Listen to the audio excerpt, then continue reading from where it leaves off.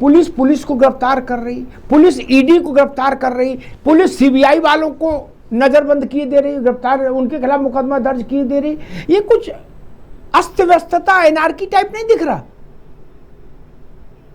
ED छापा मारने गई तो पुलिस कमिश्नर अंदर घुस गया और फाइलें उठाई और पीछे मुख्यमंत्री, कुछ मुख्यमंत्री ने झपटी, कुछ पुलिस कमिश्नर ने झपटी और लेके भाग लिए। अब ईडी वाले रोके तो गोली चले। हिमाचल पुलिस ने दिल्ली पुलिस को अंदर कर दिया। जैन साहब, ये पहले भी होता था या ये बीमारी अभी आई है कोरोना की तरह कुछ? नहीं, ये एक्चुअली इसमें प्रॉब्लम यह है कि बहुत डिटेल में लेट डाउन प्रोसीजर नहीं है जी। कभी इस तरह की प्रॉब्लम्स को एंटिसिपेट नहीं किया गया, इसलिए बहुत खुलकर इसके ऊपर विस्तार में नहीं व्याख्या की गई है। जो नई बीएनएस है, भारतीय नागरिक सुरक्षा संहिता जी, उसका सेक्शन 45 कहता है, a police officer may for the purpose of arresting without warrant any person whom he is authorized to arrest pursue such person into any place in India। देश के किसी भी कोने में जाके उसकी गिरफ्तारी वो कर सकता है जी। इसी में सेक्शन 57 कहता है, police officer making arrest without warrant without unnecessary delay and subject to the provisions herein as contained as to bail, take or send the person arrested before a magistrate having jurisdiction in the case or before officer in charge of a police station। जी। तो अगर 24 घंटे के अंदर अंदर कोई अभियुक्त को पेश कर देता है संबंधित न्यायालय में, संबंधित न्यायालय वो शिमला का भी इसमें माना जा सकता है और संबंधित न्यायालय जो है ये दिल्ली का जो जहां पर ये एआई सबमिट हुआ उस एरिया का जो थाना है, वो कोर्ट है, उसमें भी किया जा सकता है। इन्होंने प्ली ये ली दिल्ली पुलिस ने कि हम विद इन 24 आवर्स हम इनको हम वहां पर पेश कर देंगे 24 घंटे के अंदर अंदर दिल्ली के न्यायालय में। शिमला पुलिस ने इसका यह तर्क लिया कि आपने बिना लोकल थाने को बताए और बिना यहां पर मेडिकल कराए, बिना ट्रांजिट रिमांड लिए हमारे यहां के कोर्ट से आप इनको लेके जा रहे थे। एक उनका स्टैंड अलग है, दिल्ली पुलिस का स्टैंड इसमें अलग है। ये एक्चुअली इसमें क्योंकि अब थोड़ा सा मनमुटाव बढ़ने लगा है राजनीतिक दलों में और महत्वपूर्ण गिरफ्तारियां हैं जिसको पूरा देश देख रहा होता है, तो बहुत सी जगह ये लगता है कि अगर हम लोकल थाने को बता के गए और लोकल हमने उनको कॉन्फिडेंस में लिया, उनको साथ चलने के लिए कहा, तो सीक्रेसी हमारी बात की लीक आउट हो जाएगी क्योंकि लोकल पॉलिटिकल पार्टी जो पावर में है उसके कार्यकर्ता हैं और उसमें इसलिए जो है अरेस्ट करके ले जाना, मैं इसको भी इलीगल नहीं मानता हूं।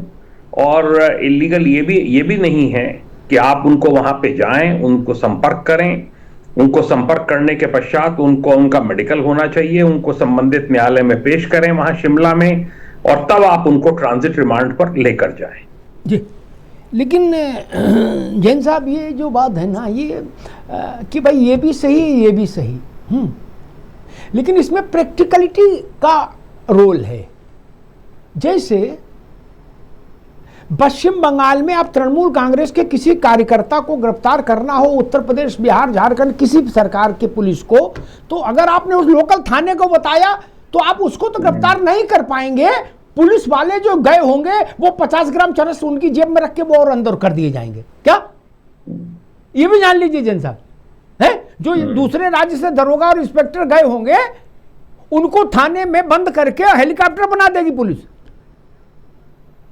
जब पुलिस महानिदेशक, पुलिस आयुक्त स्तर का अधिकारी ईडी के रेड के दौरान उस प्रेमिसेस में घुस के ईडी के अधिकारियों को धमका सटका के कुछ फाइलें उठा के भाग सकता है। चीफ मिनिस्टर उसको एस्कॉर्ट कर रही है या वो चीफ मिनिस्टर को एस्कॉर्ट कर रहा है, नोबडी नोज। कोई नहीं जानता था कि ममता जी अब कमिश्नर को एस्कॉर्ट करके ले गई थी या कमिश्नर ममता जी को एस्कॉर्ट कर रहा था, और 10-10 फाइलें दोनों ने लपेटी, बाहर आ गए।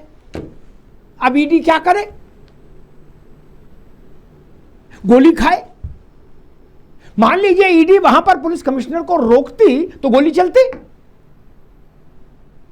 चूंकि पुलिस कमिश्नर के साथ गनर है, मुख्यमंत्री के साथ भी गनर है। यह समस्या है। लिखा क्या है वो छोटी चीज है जैन साहब, हो क्या रहा है वहां समस्या है। ऐसे तो देश फिर नहीं चलता ना, ऐसे तो फिर चली नहीं। फिर तो जिसकी लाठी उसकी भैंस। कहीं क्राइम कर आओ, अपने शासन, अपनी पार्टी के शासन वाले राज्य में आ जाओ और मुंह छुप चमेली तेल लगा के मस्त घूमो। क्या उन्हें आने दो? ईडी आए, सीबीआई आए, गिराक मारेंगे। वो एक शाहजहां शेख था पश्चिम बंगाल में, उसको पकड़ने में भारत सरकार को पसीना आ गया था कि नहीं आ गया था? आ गया था ना। सीबीआई वाले वहां मार खाए थे कि नहीं खाए थे, घायल हुए थे कि नहीं हुए थे, तब शाहजहां शेख को पकड़ पाए थे। तो मैं तो इस बात से चिंतित हूं कि सर्जिकल स्ट्राइक होगी क्या फिर आगे चल के, कि भाई और कुछ नहीं बचा, अब सर्जिकल स्ट्राइक ही होगी, है? ग्राउंड से नहीं पकड़ पाएंगे, रास्ता खराब है। विवेक नारायण जी, ये क्या हो रहा है? मतलब हिमाचल की पुलिस दिल्ली की पुलिस को गिरफ्तार कर रही है, नहीं? और बाकी उदाहरण मैंने बताई दी, झारखंड से लेकर पश्चिम बंगाल तक के जो परिस्थितियां हैं। केंद्रीय एजेंसियों के साथ भी वही व्यवहार हो रहा है, मानो होमगार्ड के लोग हों ये, राज्यों की पुलिस के द्वारा। जबकि केंद्रीय जांच एजेंसियों को कानून के द्वारा भी और सुप्रीम कोर्ट के तमाम जजमेंट्स के द्वारा भी सुरक्षा और प्रिविलेज दोनों हासिल है। विवेक जी। अमिताभ जी, जी पूरे जिस ये एआई समिट को लेके यूथ कांग्रेस के लोगों ने जो प्रोटेस्ट किया, शर्ट उतार के किया जी, तो ये पूरा अगर आप पीछे से देखें इसको, तो इसको शुरू से सरकार का इरादा समझ में आता है कि सरकार का इंटेंशन इसमें केवल एक राजनीतिक विद्वेष का है। आप देखिए भाजपा का, आप तो लंबी कवरेज आपने करी है यहाँ अभी मैंने भाजपा, विवेक जी एक सेकंड, फिर 2 मिनट बोलिए, 3 मिनट, अभी 1 मिनट रुक जाइए। मैंने भाजपा, आज पूरी बहस में भाजपा, कांग्रेस, राहुल गांधी, अमित शाह का तो नाम ही नहीं लिया। आप कहां से ले आए भाजपा और कांग्रेस? मैं भी उसी पे आ रहा हूँ। पहले उसी पे आ जाओ महाराज। आज देखिए आप इसका थोड़े पीछे जाना पड़ेगा आपको। जब यूथ कांग्रेस के प्रेसिडेंट का वहां पे, अच्छा आप मेन बात पूरी कर दूं कि भाजपा का तो एक आपने कवरेज किया है, लंबा इतिहास रहा है शर्ट उतारने का। अगर आपको तो तारीखें पूरी मालूम होंगी, इन्होंने तो एक नहीं 50 मौके पे अपनी शर्टें उतारी हैं, तो ये कोई नई बात तो नहीं हुई। तो दूसरी बात, इसलिए हिमाचल की पुलिस ने दिल्ली की पुलिस को गिरफ्तार कर लिया, तो उनको एफआईआर की कॉपी देने से मना किया। अब बताइए जिसके खिलाफ एफआईआर है, क्या उसको एफआईआर कॉपी नहीं मिल सकती है? जब कोर्ट ने आदेश किया तब उनको एफआईआर की कॉपी दी गई। दूसरा देखिए, नैतिकता वाली सरकार कोई शोभा नहीं देता है। पूछ रहा हूं, जवाब कुछ दे रहे हो भाई मेरे। करने गए तो लोकल थाने में आपने सूचना नहीं दी, आपने मेडिकल नहीं कराया, उसके बाद आप ट्रांजिट रिमांड लेते। तो कई ऐसी चीजें हैं जो कि देखिए चूक होता रहा, वो अलग बात है। लेकिन आज तो हमारी जो सरकार, डबल इंजन की सरकार है केंद्र में जो है, ये तो नैतिकता वाली है, सुशासन वाली है। तो इनको नहीं शोभा देता है कि किसी नजीर पे जाए, कम से कम ये तो अपना नैतिक दायित्व तो पूरा करते। विवेक जी, ठीक, पुलिस जो इनके विवेक जी एक बात आपको बताऊं, हिमाचल थाने में देती, मेडिकल कराती वहां पे, तो इन्होंने क्यों ऐसा किया, ये सवाल है। ठीक, एक बात आपको बताता हूं, ठीक है, एक बात आपको बताता हूं, एक बात बताता हूं। कानूनी पहलू तो इसका इन्होंने उसका भी पालन नहीं किया। हम डबल कानूनी पहलू बताएंगे, आप सिंगल बता रहे हो, मैं डबल कानूनी पहलू बताऊंगा। डबल इंजन बताया ना, तो मैं डबल कानूनी पहलू बता दूं।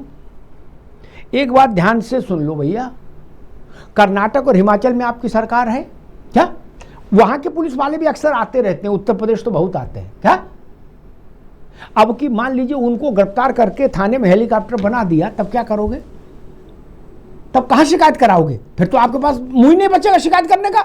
हिमाचल में आप दिल्ली की पुलिस पकड़ रहे हो, दिल्ली वाले हिमाचल वाली पुलिस को पकड़ के कूट देंगे, तब कहां जाओगे? आपके पास तो 2 ही राज्य हैं,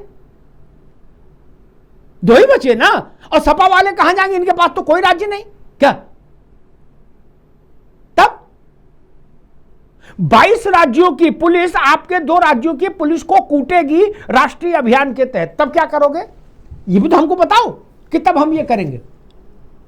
पुलिस कुटवाना चाहते हो आप, ऐसा ही शासन चाहते हो महाराज विवेक जी? वो देखिए, वो जो आप कह रहे हैं, हाँ।